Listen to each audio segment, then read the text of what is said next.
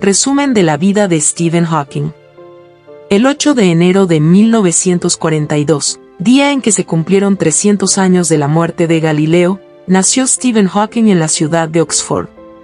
Como tantas otras de clase media, su familia soportaba con entereza los rigores de la Segunda Guerra Mundial. Hacia el final de la contienda, un cohete V-2 alemán cayó a pocas decenas de metros de su casa en Highgate, al norte de Londres. Tras cursar estudios secundarios, Hawking ingresó en el University College de Oxford, donde se licenció en 1962 con los títulos de matemático y físico. Por esa época era un chico de vida normal, cuyas singularidades eran únicamente su brillante inteligencia y un gran interés por las ciencias. Pero en 1963, en el transcurso de una sesión de patinaje sobre hielo, el joven Stephen resbaló y tuvo dificultades para incorporarse. De inmediato se le diagnosticó un trastorno degenerativo neuromuscular, la ELA o esclerosis lateral amiotrófica. Los médicos supusieron que la enfermedad iba a acabar con su vida en pocos años. Sin embargo, se equivocaron. Naturalmente, la vida de Stephen no fue la misma a partir de entonces, pero sus limitaciones físicas no interrumpieron en ningún momento su actividad intelectual. De hecho, más bien la incrementaron. En octubre de 1962 había iniciado sus estudios de doctorado en el Trinity Hall de Cambridge. Solicitó trabajar con Fred Hoyle, pero el célebre astrónomo tenía demasiados pretendientes y la petición fue denegada. Muchos años después, el propio Hawking vería el lado positivo de haber sido aceptado. Probablemente se hubiera visto obligado a defender la teoría del estado estacionario de Hoyle, desacreditada tras el descubrimiento de la radiación de fondo de microondas en 1965. Mientras cursaba su doctorado se casó con Jane Whelan 1965, con quien tendría 3 hijos. Tras casi 25 años de vida en común, en 1990 la pareja se separó y el científico se fue a vivir con Elaine Mason, una de las enfermeras que lo cuidaba y con la que 5 años más tarde contrajo matrimonio. Esta segunda relación se prolongaría hasta 2007. Después de obtener el título de doctor en física teórica 1966, su pasión por el estudio del origen del universo fue en aumento, y sus investigaciones se centraron en el campo de la relatividad general, particularmente en la física de los agujeros negros, descrita por primera vez por Robert Oppenheimer en 1939. Ciertamente, Hawking no solo es comparable con Albert Einstein por su popularidad, al igual que el formulador de la teoría de la relatividad, Stephen Hawking se planteó la ambiciosa meta de armonizar la relatividad general y la mecánica cuántica, en busca de una unificación de la física que permitiese dar cuenta tanto del universo como de los fenómenos subatómicos.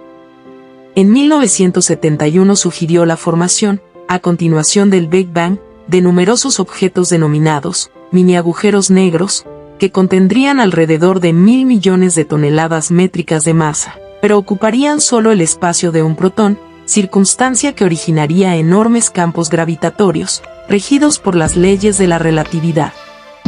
Sus estudios sobre los mini agujeros negros lo llevarían a combinar por primera vez la teoría de la relatividad y la mecánica cuántica para resolver el problema de estudiar estas estructuras de dimensiones muy reducidas y de densidad extraordinariamente elevada, sobre las que no se creía que se pudiese obtener algún conocimiento. En 1974 propuso, de acuerdo con las predicciones de la física cuántica, que los agujeros negros emiten radiación térmica hasta agotar su energía y extinguirse. Hawking ha explorado asimismo algunas singularidades del binomio espacio-tiempo. En 1974 Hawking fue designado miembro de la Royal Society y, 3 años más tarde, profesor de física gravitacional en Cambridge, donde se le otorgó la cátedra lucasiana de matemáticas 1980, que había sido dictada por tan egregias figuras como Isaac Newton y, más recientemente, Paul Dirac. Hawking continuaría ocupando dicha cátedra hasta su jubilación en 2009.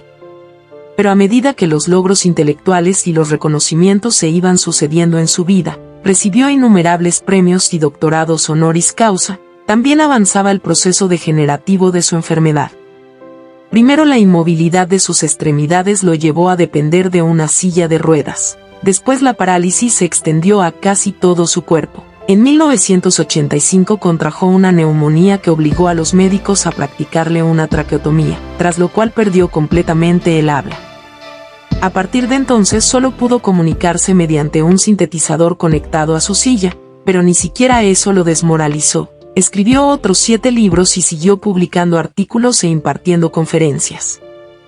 Resulta una gran paradoja, sin duda, que un hombre que se involucró plenamente en la tarea de clarificar los conceptos científicos para el público medio, a diferencia de la mayoría de sus colegas, Hawking optó decididamente por la divulgación, hubiera de enfrentarse duramente con la dificultad de poder comunicarlos.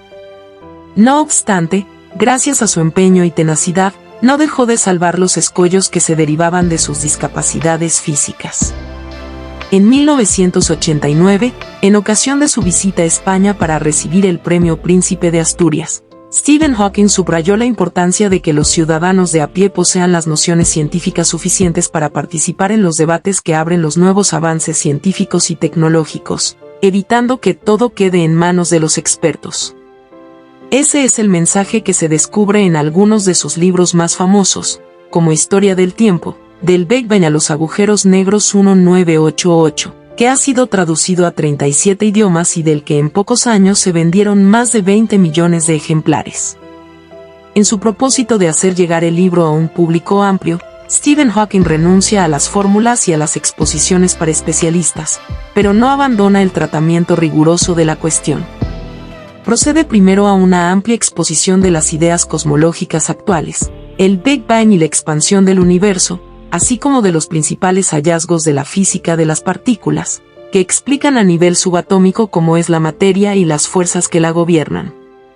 Hawking pone de manifiesto la sorprendente convergencia de estas dos vías de investigación, que han dado nacimiento a una nueva disciplina, la astrofísica de las partículas. Resulta una gran paradoja, sin duda, que un hombre que se involucró plenamente en la tarea de clarificar los conceptos científicos para el público medio, a diferencia de la mayoría de sus colegas, Hawking optó decididamente por la divulgación, hubiera de enfrentarse duramente con la dificultad de poder comunicarlos. No obstante, gracias a su empeño y tenacidad, no dejó de salvar los escollos que se derivaban de sus discapacidades físicas. En 1989, en ocasión de su visita a España para recibir el Premio Príncipe de Asturias, Stephen Hawking subrayó la importancia de que los ciudadanos de a pie posean las nociones científicas suficientes para participar en los debates que abren los nuevos avances científicos y tecnológicos, evitando que todo quede en manos de los expertos. Ese es el mensaje que se descubre en algunos de sus libros más famosos, como Historia del Tiempo, del Big Bang a los agujeros negros 1988. Que ha sido traducido a 37 idiomas y del que en pocos años se vendieron más de 20 millones de ejemplares. En su propósito de hacer llegar el libro a un público amplio, Stephen Hawking renuncia a las fórmulas y a las exposiciones para especialistas, pero no abandona el tratamiento riguroso de la cuestión. Procede primero a una amplia exposición de las ideas cosmológicas actuales, el Big Bang y la expansión del universo, así como de los principales hallazgos de la física de las partículas, que explican a nivel subatómico cómo es la materia y las fuerzas que la gobiernan. Hawking pone de manifiesto la sorprendente convergencia de estas dos vías de investigación, que han dado nacimiento a una nueva disciplina, la astrofísica de las partículas.